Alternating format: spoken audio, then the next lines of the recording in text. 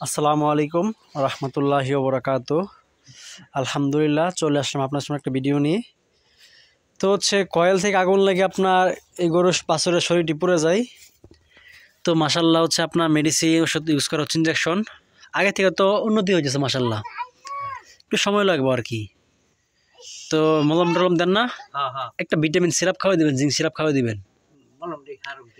মলম ভালো লাগতো না, একটা জিঙ্ক সিরাপ লইবেন গিয়া, তাহলে আপনার গাড়ি আরো তালা শুরু হইব। গাফার বাড়ি করবেন যে একটা জিঙ্ক দিবার কইছে, একটা জিঙ্ক আর একটা ইঞ্জেকশন লাগবো।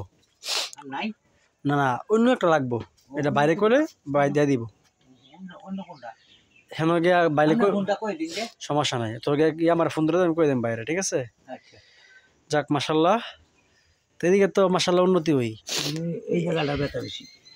না এটা আপনার আস্তে আস্তে মিশা দেবো, সমস্যা নেই, এটা আস্তে আস্তে মিশা দেবো। তো